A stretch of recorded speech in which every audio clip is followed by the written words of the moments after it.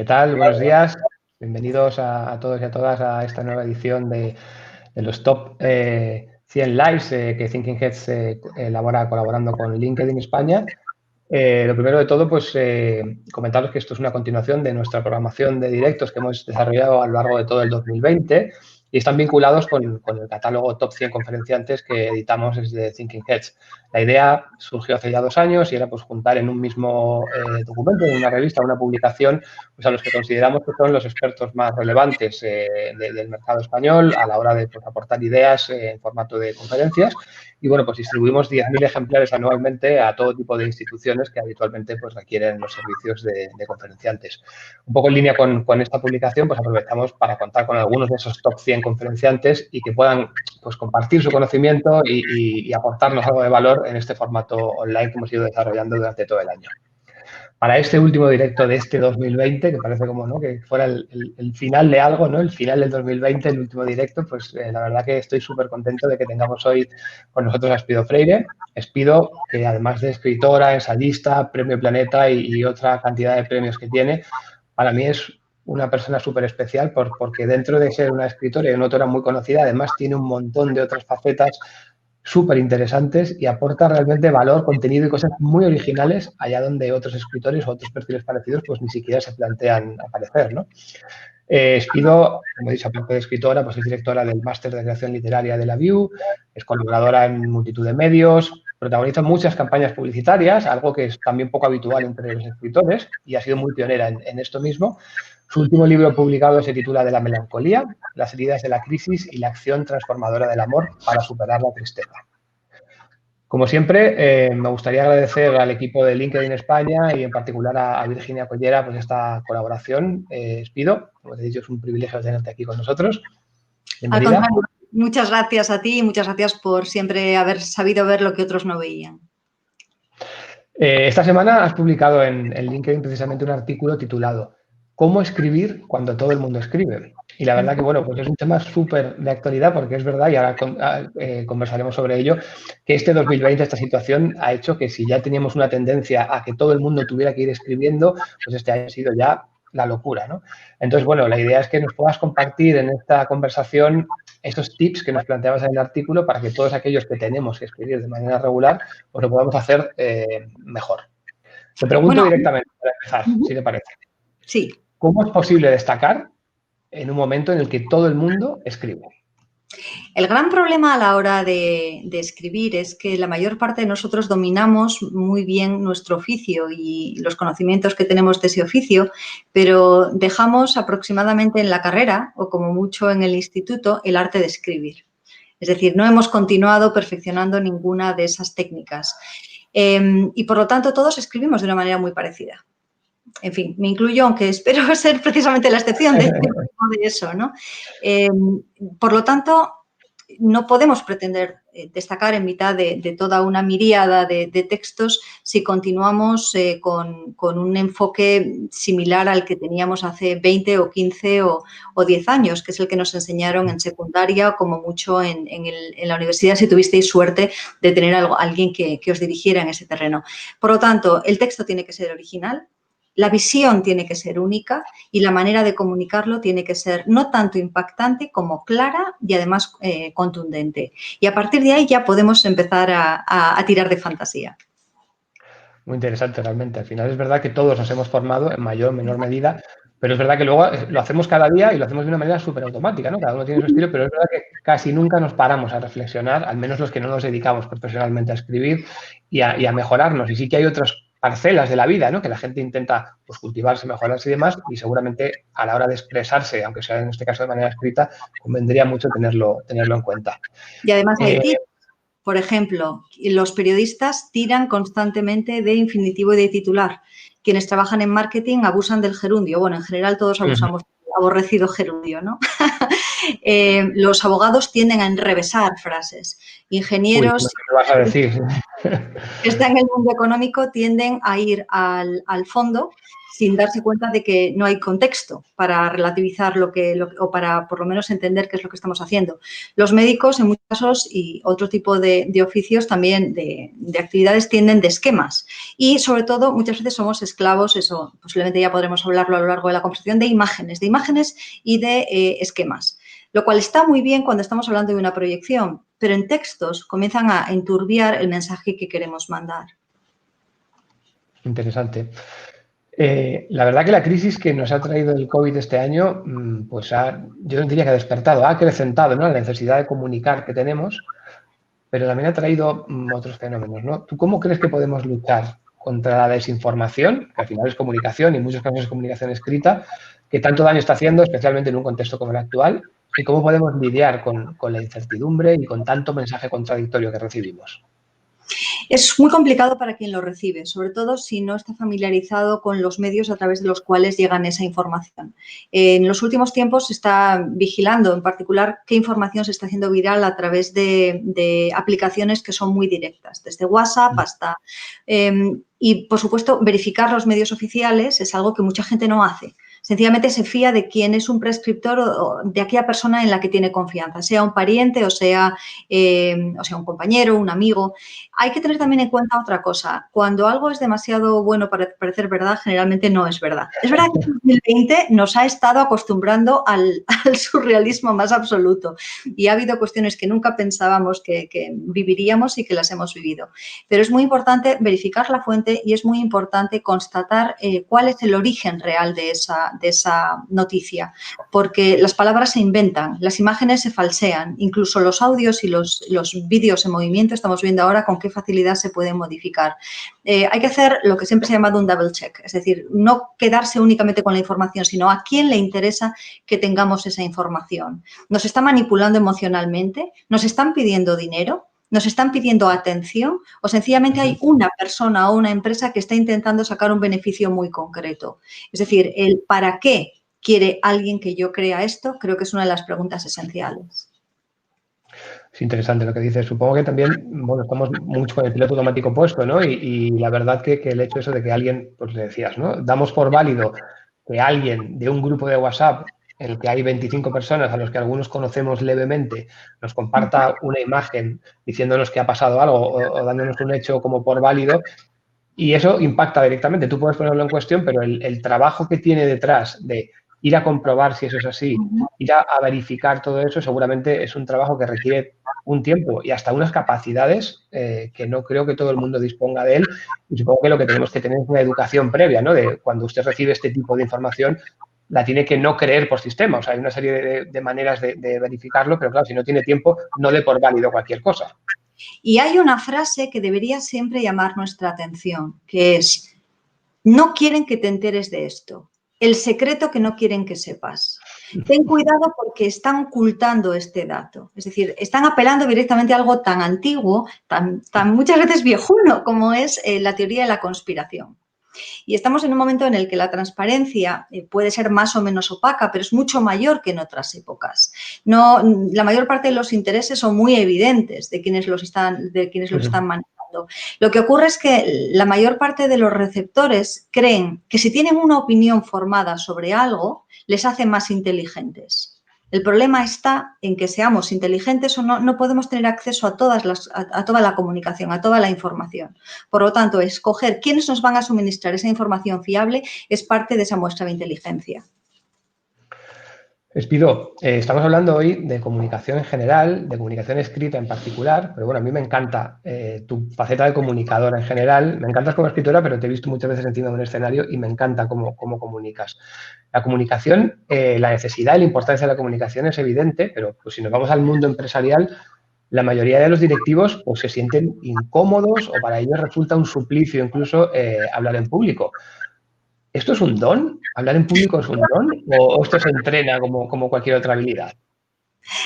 como todo en la vida, hay una parte de don y hay una parte de oficio, hay una parte de repetir y repetir. Durante mucho tiempo con vosotros precisamente me he dedicado a formar en oratoria y en comunicación y en expresión oral a ejecutivos y me he encontrado con auténticos showman y showwomen que han intentado comerse el escenario a la primera y lo han logrado, y con otra gente que prefería recibir 17 azotes en la espalda a la vista de todos antes que salir a hablar en público. Es muy posible que quien tiene esa timidez patológica nunca llegue a sentirse del todo cómodo, pero sí que es también probable que si les dotamos de herramientas que sepan manejar y que integren dentro de su rutina, al menos sienten que controlan. Y creo que eso es importante. Muchas veces no se trata tanto de sentirse cómodo y de convertirse en el speaker, en el orador, en el transmisor más carismático de toda la empresa, sino sencillamente en sentirte cómodo, en darte cuenta de que todo requiere un proceso y que ese proceso muchas veces pasa por la formación. Volvemos otra vez a lo mismo. A mí, de una manera natural, la palabra ha sido siempre mi terreno. La palabra y la voz también, cantada, el gesto, pero aún así he tenido que trabajar y he tenido que formarme de una manera específica. Quienes ya tienen ese punto de partida, lo van a encontrar un poco más fácil. Quienes no lo tienen no han de rehuir una dificultad que no solamente se detiene en lo psicológico, sino que les va a cerrar muchas puertas si no lo solventan. Acabamos, como seres humanos, inseguros, buscando recursos detrás de los cuales parapetarnos. Y es muy evidente cuando hacemos eso. Y si no, pensad en algunos líderes o incluso en algunos políticos que han intentado evitar la confrontación directa con el público y la factura que les ha pasado eso después en audiencia, en credibilidad, incluso en marca personal. Entonces, nos pasa a los escritores también, ¿eh? En muchos casos, escribir bien no supone hablar bien. Muchos escritores prefieren quedarse en casa porque en el momento en el que se enfrentan a una audiencia, no digamos ya en tele, pierden inmediatamente parte del encanto. A lo mejor los escritores se lo pueden permitir, pero la mayor parte de los ejecutivos no van a poder hacerlo. No, está claro. Decías que la palabra es tu herramienta, ¿no? Es una cosa con la que has crecido y que te ha dado pues, una profesión y una trayectoria. En el artículo mencionabas sobre la tendencia que hay a que la imagen se pueda ir imponiendo poco a poco a la palabra y al sinsentido que se supone, ¿no? Cuéntanos un poco sobre esto. ¿Crees que la imagen se acabará imponiendo a la palabra o no hay manera de que esto suceda? Cumplen funciones muy distintas y por lo tanto el que una se imponga a la otra nos habla de sociedades diferentes también, pero de sociedades que van a ser incompletas. Es decir, la imagen subraya o permite que interpretemos mejor el texto y el texto lo que hace es matizar y nuevamente dar un sentido a la imagen que estamos viendo. Y hay un ejemplo muy, muy claro que hemos podido ver durante toda esta pandemia. El momento en el que nos congelábamos en cualquier directo, en cualquier imagen, llegaba el caos. Si en cambio la voz continuaba fluyendo y podíamos comunicarnos de una manera oral, la conferencia o el encuentro, la reunión continuaba. Una foto estática puede ser interpretada de 1000 formas distintas. La palabra también, pero mucho menos. La intención del autor es mucho más evidente. Entonces, yo creo que en un momento como este, en el que tú has hablado de las noticias falsas, de los bulos, en el que es importante que controlemos cada una de las partes de nuestro mensaje, sea cual sea el que queremos mandar a quien nos está escuchando o viendo, quien no controle la palabra oral o escrita está perdiendo una importante batalla. No puede fiarse todo al vídeo, ni siquiera con las nuevas generaciones. Estamos escuchando hablar que los centennials, los nuevos jóvenes, ya vamos siendo cada vez mayores, Iván, es terrible. Efectivamente, sí, sí. Solamente tienen un punto de atención, una capacidad de atención de 8 segundos, ¿no? Pero tampoco la de los millennials era mucho mayor, era de unos 12 segundos. Y la de mi generación, yo nací en el 74, tampoco era muchísimo mayor. Entonces, la imagen capta, pero capta la atención durante un tiempo realmente muy limitado, mientras que lo oral, y eso se está comprobando con los podcasts y con los audiolibros y con el formato en general sonoro, está permitiendo que esa concentración sea combinada con una actividad física, conducir, movernos, limpiar la casa, cocinar. Por lo tanto, no la desprecien, primero porque contextualiza y después porque todo está ya inventado. Si creemos que a través de solamente de lo visual vamos a conseguir un mejor mensaje, estamos cometiendo un error enorme. Vayan a las catedrales. ¿Qué quieren decir ahora esos iconos que vemos allí? ¿Qué quieren decir esas esculturas? Si no tenemos a quien nos las explique, solamente son imágenes sin sentido, esculturas bellas pero sin ningún tipo de sentido. No sean, por lo tanto, esculturas románicas, ¿no? Con Buen toda la consejo. belleza que eso conlleva. Oye, te pregunto sobre una cuestión que conozco varias personas cercanas y no tan cercanas que durante esta pandemia pues han perdido la capacidad de concentrarse para leer. Tú eres escritora prolija, lectora prolija también. ¿Has sufrido tú en algún momento estas fallas de atención o este problema para concentrarte afectada por toda la situación? Es terrible porque una de las consecuencias de haber padecido el coronavirus parece que tiene que ver con los problemas de concentración y aunque no se haya pasado por la enfermedad, el estrés que genera el encierro y la situación adaptativa en la que estamos viviendo nos afecta muchas veces a la concentración. Durante el primer mes de confinamiento, yo me confiné el día 9 de marzo, me encontré precisamente con esas dificultades y decidí abordarlas como podía. Es decir, me centré en precisamente lo audiovisual, en series, en lo sonoro, en aquello que era más inmediato, más sensorial y leía, pero decidí que durante ese tiempo no iba a escribir. Acababa también de pasar por un encierro para escribir, ¿eh? Y me había confinado todo el mes de enero precisamente para acabar un libro, con lo cual Qué estaba... visionaria, sí. Sí, no, yo ya con mi entrenamiento previo. Entonces estaba muy agotada y además era muy sensible a toda la información que estaba llegando, a esa capacidad empática que muchos tenemos, ¿no? A partir de ahí, yo creo que a principios de abril ya me recuperé y fui capaz de empezar a producir contenidos nuevos para mis redes sociales y sobre todo de volver a escribir y de replantearme proyectos. Me adapté rápidamente, bueno, rápidamente no sé si un mes es mucho o poco, para mí no está mal. Me adapté a una situación nueva y comencé a sentirme cómoda, precisamente porque las tecnologías nos permitían que aquello que hubiera sido una catástrofe hace unos años ahora se mantuviera en la distancia. Pero bueno, la concentración no es la misma cuando estamos bajo estrés.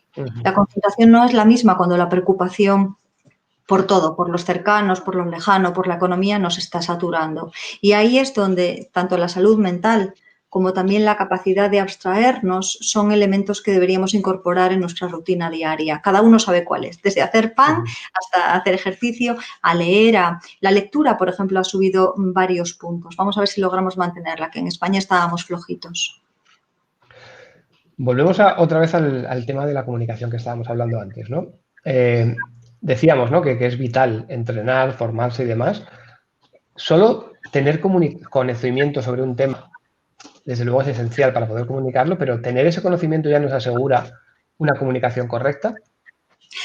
Estoy segura de que nuestros espectadores ahora mismo podrán recordar a algún profesor que sabía mucho, pero que no sabía contagiar ni el entusiasmo ni aquello que sabía. Y en cambio, de los mejores profesores que habrán tenido en su vida, recordarán dos o tres cosas. Una, que eran capaces de identificar a cada alumno, eran capaces de llamarles por su nombre, de acordarse que tú te llamabas Iván.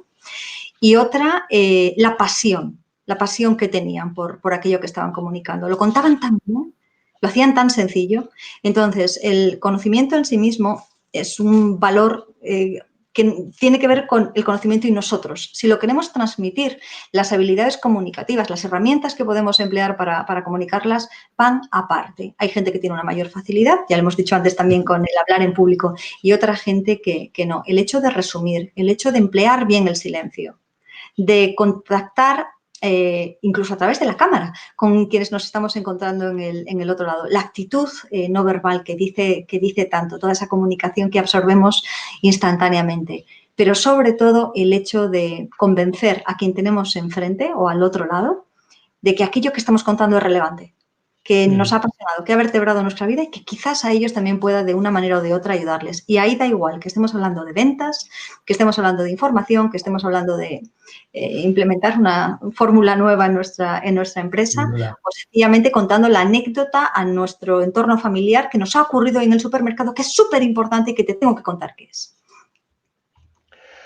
Has dicho en algún momento, la palabra lo modifica todo. Las historias transforman la realidad y quien domina ambas cosas ejerce un poder casi ilimitado. Cuéntanos, ¿qué consigue una persona que tenga esas habilidades comunicativas frente a otra que no se preocupe o que no las tenga? Generar confianza, por ejemplo. algo tan importante como eso. Generar ilusión es casi tan importante como lo anterior. Y después, la capacidad de, en un momento en el que los recursos anteriores han quedado anticuados, saltar a otros sin demasiado problema.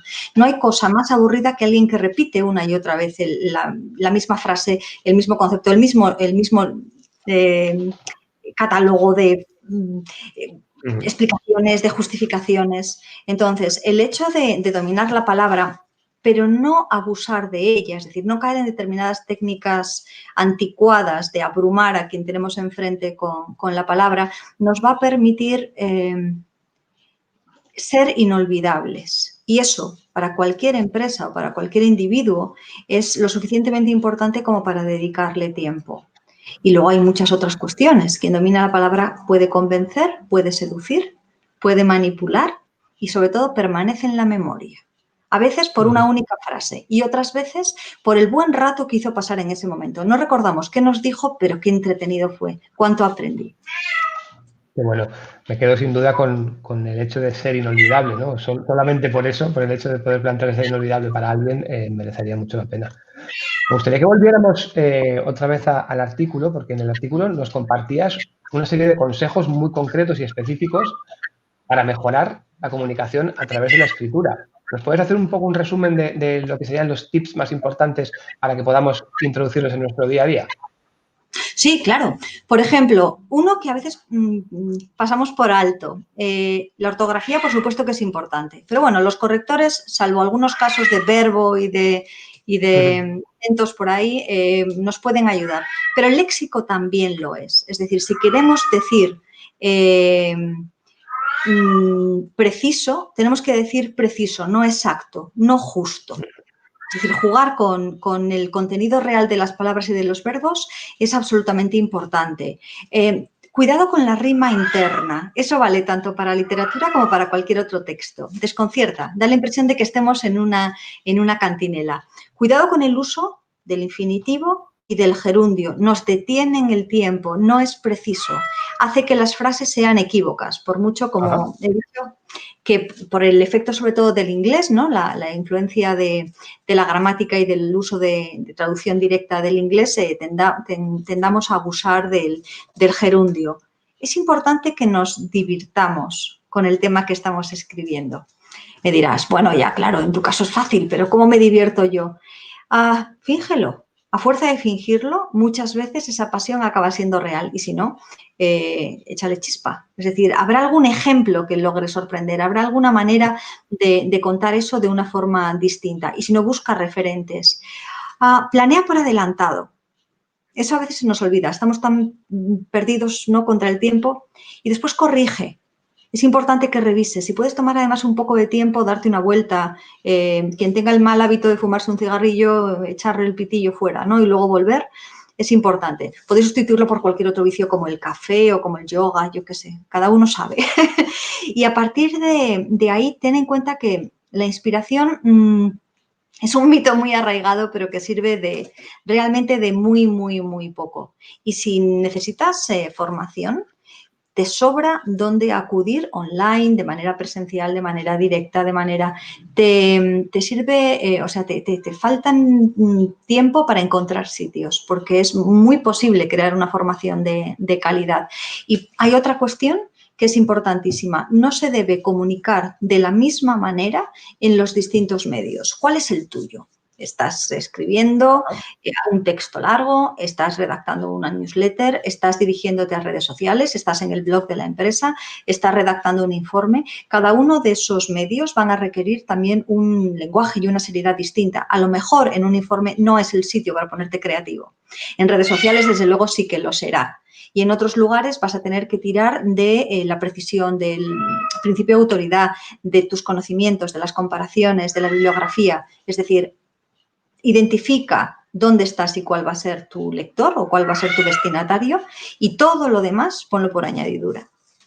Si te parece, como tenemos alguna pregunta que nos hacen, hablabas, ¿no?, de la importancia. A mí me pareció muy significativo en lo que nos decías el tema de que la inspiración es un mito, ¿no? Esto de que pues, me inspiré y me salió el mejor artículo de mi vida, eso tiene que ver mucho con la idea de esforzarse, de trabajar y de ser sistemático y avanzar, ¿no? Entonces, eso solo viene de la mano de una formación, como tú decías, y nos pregunta Diego que dónde podemos obtener esa formación de calidad. ¿Tú le puedes dar algunos consejos o alguna cosa más específica?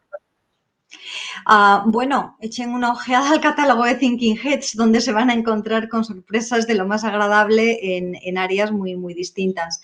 Si además pueden contar, por ejemplo, con apoyos o con soportes universitarios, es decir, con algún tipo de acreditación, no únicamente con algo que se desvanezca en el tiempo, les puede venir particularmente bien.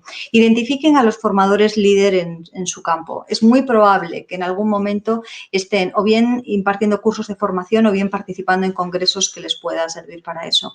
Si quieren algún tipo de información específica acerca de qué es lo que yo hago, que se dirijan sin ningún tipo de complejo a Thinking Heads. Perfecto, pues yo voy a aprovechar para cerrar el directo de hoy para recomendar a todo nuestro público pues eso, ¿no? Que si requieren de una experta de primer nivel que les pueda ayudar en todo lo que tiene que ver con las habilidades de comunicación y de escritura, pero también en otros temas, ¿no? Porque al final has desarrollado temas súper interesantes en torno a la creatividad, en torno a otro tipo de formatos que pueden ayudar a públicos empresariales y a personas particulares. Y lo que quiero hacer aquí también desde aquí un llamamiento a que puedan contar contigo, os pido, porque desde luego pues, eres un referente, una profesional de primer nivel y para este tipo de cuestiones, desde luego, sería pues, todo un privilegio que poder contar contigo. En muchos casos se nos olvida que la palabra no solamente sirve para comunicar, sino también para sanar. Y en muchas cuestiones y sin querer entrar para nada en el terreno de los psicólogos que tienen su propio campo y su propio trabajo, la palabra muchas veces nos permite verbalizar según qué cuestiones. Con vosotros he trabajado con los cuentos de hadas, con las historias tradicionales y cómo las personalidades, tanto que nos relacionamos en positivo como nos relacionamos en negativo, aparecen ya en esos cuentos de hadas. Los escritores podemos aportar mucho más de lo que la mayor parte de la gente cuenta. No solamente entretenemos, en muchos casos estamos fijando la realidad en el tiempo para las palabras y para un futuro, ¿no? Para describir cómo nos sentíamos o quiénes éramos para unas generaciones futuras. Recuperamos también la memoria. Y en muchos casos, precisamente para atraer a un público distinto, la posibilidad de recrear lo que cualquiera de los territorios, de las empresas, de las marcas personales están haciendo, no basta únicamente con el marketing puro y duro, hace falta una cierta autoridad o incluso una estética literaria con el texto que los escritores dominamos. O esa, desde luego, ha sido siempre mi apuesta. Muy interesante. A partir de ahí, te voy a hacer una última pregunta que es un poco más técnica, que tiene que ver más con el mundo editorial. Nos pregunta Isabel, le ha parecido interesantísimo el directo, dice que cómo ha influido la digitalización en la producción literaria, si la oferta de repente se ha hecho demasiado amplia, si es mucho más difícil detectar lo que merece la pena para las editoriales y para los lectores. Estamos dentro de un marasmo de cosas que ya es inabarcable y no sabemos distinguir lo bueno de lo no tan bueno. ¿Qué opinas al respecto? Bueno, esa misma queja se realizaba cuando yo comencé a publicar hace casi 25 años, antes de la digitalización. Es decir, había un incremento de publicación, en este caso en papel, que despistaba muchísimo al lector. Hay que tener en cuenta una cosa. Cuando estamos digitalizando textos, no solamente estamos hablando de novelas, sino también de ensayos, de textos específicos. Entonces, yo creo que frente a ese marasmo, esa sensación de pérdida, los buscadores son la mejor herramienta que tenemos. Volvemos otra vez a la idea de criterio y a la idea de descubrir qué es lo que queremos y centrarnos precisamente en eso. Hay nombres avalados por ventas y avalados por calidad, que es lo que deseamos. Deseamos algo más ligero, más comercial, queremos algo más especializado. Hay personas avaladas por lo académico y avaladas por el prestigio profesional. Estamos en un ensayo determinado o ¿queremos saber más o queremos convertirnos nosotros mismos en líderes?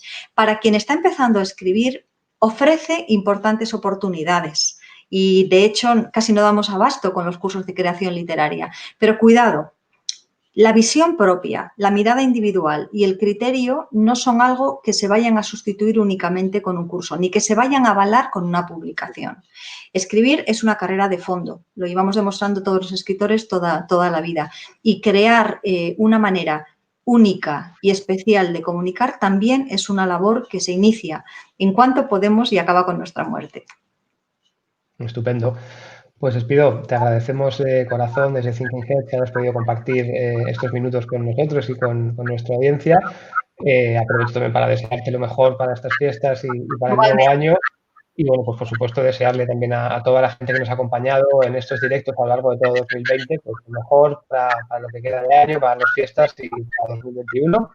Y agradecer de nuevo también a LinkedIn España por las facilidades y la colaboración que hemos tenido y que mantendremos a lo largo del año que viene. Cuídense mucho y hasta el año que viene. Muchas gracias. Un saludo.